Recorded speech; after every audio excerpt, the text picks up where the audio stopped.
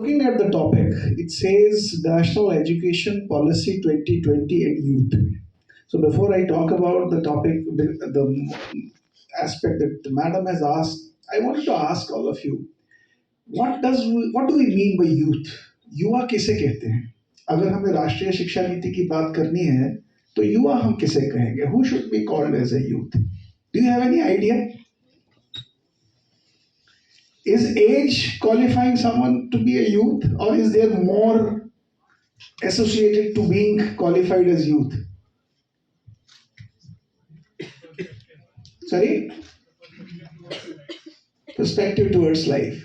So I'm just मैं यहाँ बैठे बैठे अभी थोड़ी देर पहले सोच रहा था युवा किसे कहना चाहिए. जहां तक मैं समझता हूँ एक युवा जिसे हम आज कहें वो है the one who has some dreams in his mind, the one who has an idea, the one who is aspiring to become something or who aspires to achieve something, the one who is very creative, the one who is full of energy, the one who has some things which we call a utopian thought in the mind. So all that, if someone has inside him or her, is enough for someone to be called youth.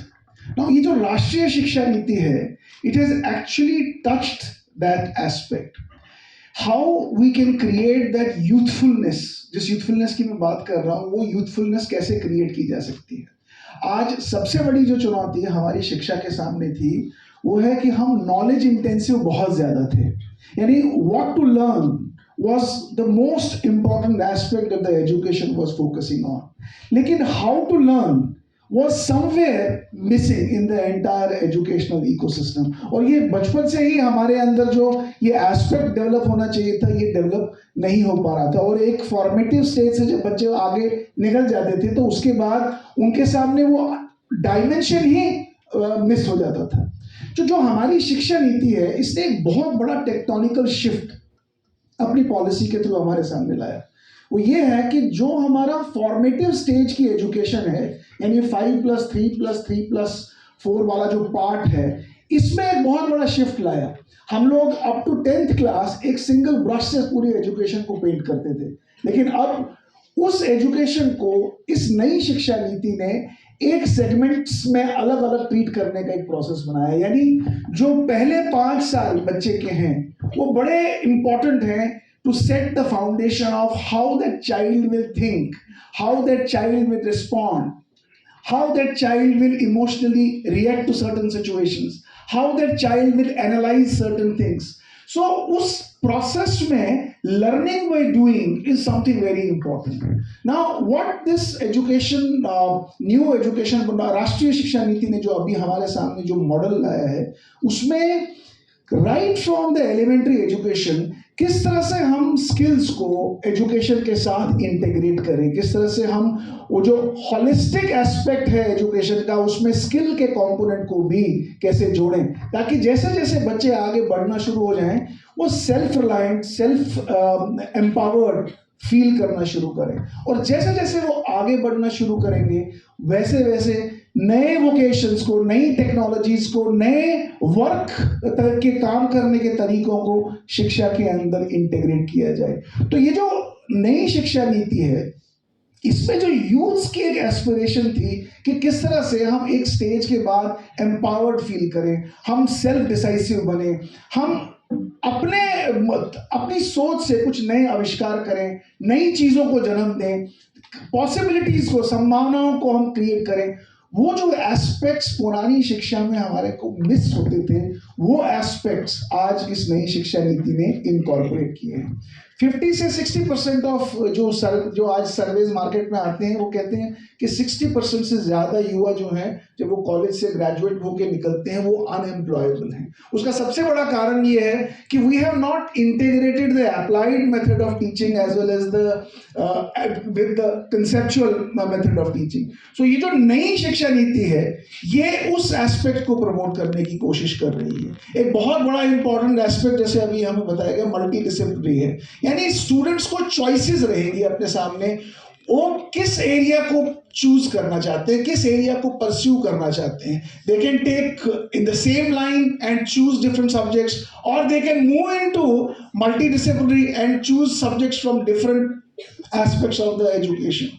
Not only this, एक flexible entry exit है, यानी जैसे आज हम कभी graduation में चले जाते हैं या 10th के बाद कोई डिप्लोमा करना चाहते हैं, तो हम लोगों के पास ऑप्शन नहीं होती थी कि जब तक वो कोर्स हम पूरा नहीं करेंगे तब तक हम एग्जिट नहीं कर पाते थे, और अगर एग्जिट कर जाते थे जो पीरियड हमने पढ़ाई की है वो हमारी वेस्ट हो जाती थी. लेकिन with bringing of flexible entry exit, now the option with the youngsters is they can exit at any point of time. So all this has put a lot of focus on creating this entire education model more compelling, competitive, and in the coming days, I think the kind of products the kind of youngsters that will be produced by this education, they can serve this country much better. Thank you.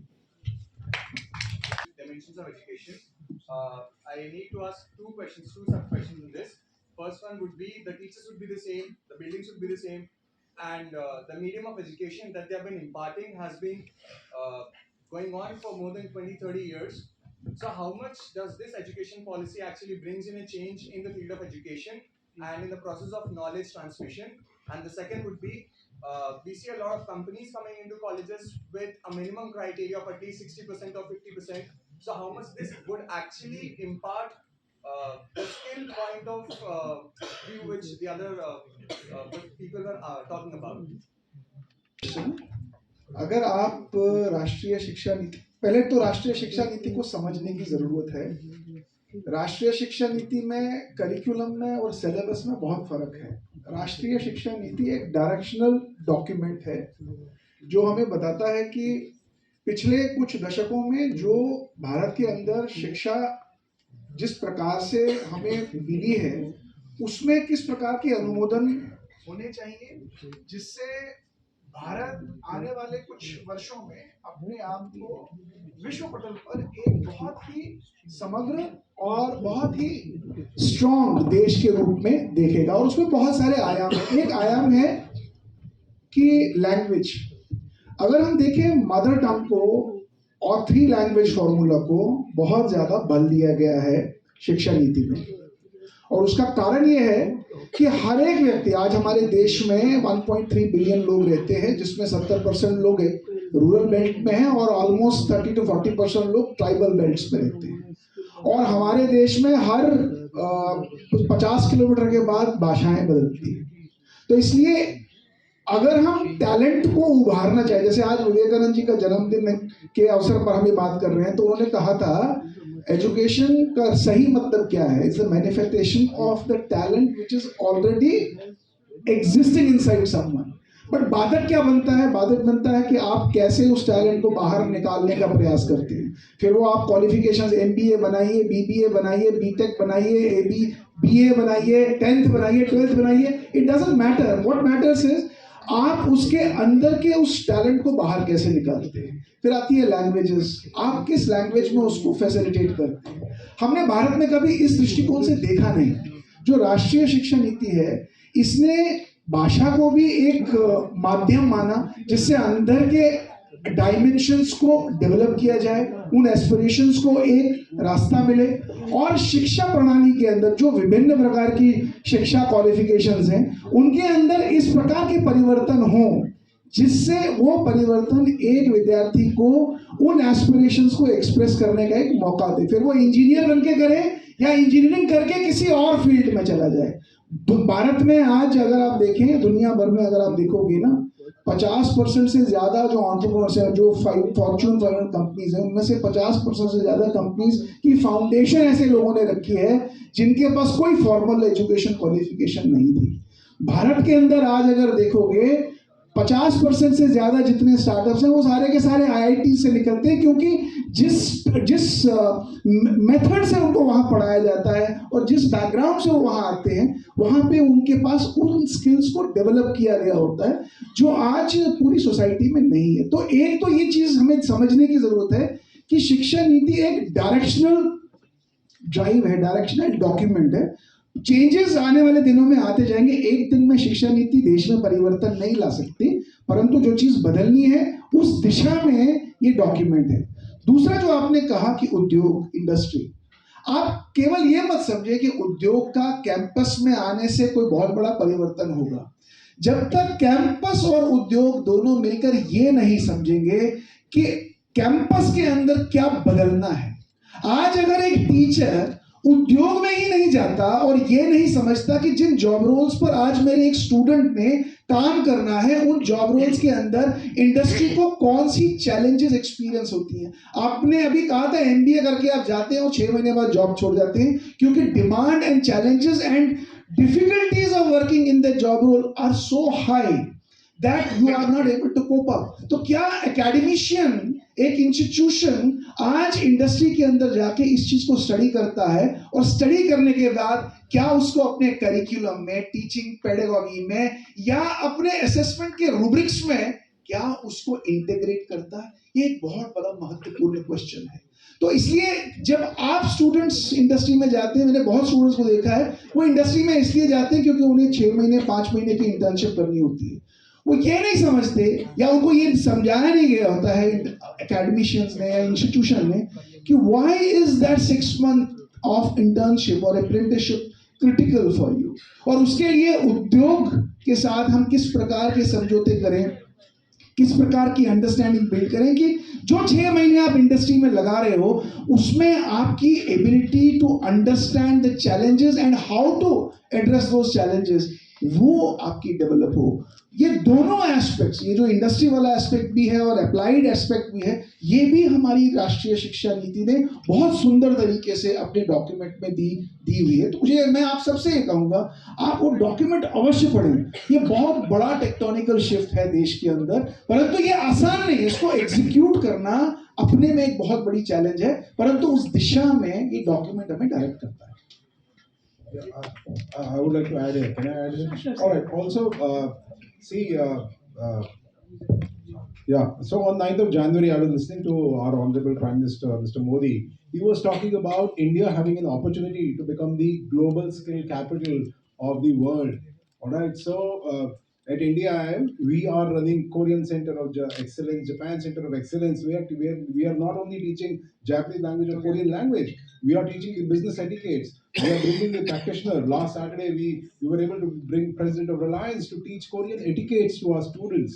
Right. So I think national education policy, helps and gives a very new direction to the students, to the industry, and as Professor Raj shared, it is the gap between education institutions and industry which is getting smaller and shorter with this national education policy of India. Yeah. Thank you so much, sir. Any questions from the audience, please? Okay, if not, then I will just quickly conclude, sum up what was being said. Okay, yes, sure, sir. As you are a student, so I just want to give one simple fundamental example. See, the NEP gives you wings, to fly. That's it, nothing more than that. Imagine you got a wings, right? So now I will give you a best and simple example. I have a 6-year, Natakat Krishna. My son name is Rishi Krishna. So what he does, he don't learn anything in these books. He studies in this Lodi Road school, second standard. Very naughty boy. Then I thought, what I will do because he's not studying. Then I got an idea. What I did, I created a game, a simple game. Where I give banana, monkey needs to pick a banana. That's it, simple game, sir. Very simple game. But the beauty of that game is, every time I change the banana location and the way he needs to go there. So what happens? What is happening? Internally, see the beauty of this new education policy. His critical thinking is increasing, his logical thinking is increasing. I will increase the number of bananas sometimes, I will increase the number of trees in between. I put a river in between, how he needs to go, how he needs to swim and go. He's having a lot of fun. But he don't understand one fundamental thing, that I am connecting his right brain with the left brain, which is very, very important for a human being. The minute you empower your right and left brain, right, you will become a better thinker. Your critical thinking process will improve. And slowly I understood another thing. He started talking about colors. See, the colors plays a major role in our life. So I started changing the colors. Then what happened, then I understood, I think I'm learning from him. Because, the kids are like monkeys. We need to train them and, we need to engage them in a right way to learn. So then I started purchasing lots of toys, dismantle those toys. And I used to say that, I don't know how to fix it. Can you please fix it? He said, you were an old man, you don't know how to do it. You know what he's doing, man? He goes to YouTube. He do inquiry-based learning. And he said, oh, Dad, you don't know how to browse YouTube. And he is going through, he is fixing step by step. That's the power of NEP because we are utilizing the technology. See, I never said, what is NEP to him. No. There is no point. We need to give them a practical example. So slowly I shared this example to the teacher. He said, अरे ये बढ़िया बनाने वाला idea तो बहुत बढ़िया है हम लोग भी यूज कर लेंगे. So ma'am, I'm saying I think this kind of a out of the box thinking is what NEP allows, and it will allow you to venture into the innovation, research, and doing a startups, etc. Thank you. Thank you so much, sir. So without taking much of your time and patience, I will just quickly sum up what this session was all about. The session was on NEP and youth. We try to give you a background on this NEP, the previous policies, and we also spoke about how technology plays an important role in this education, how youth plays an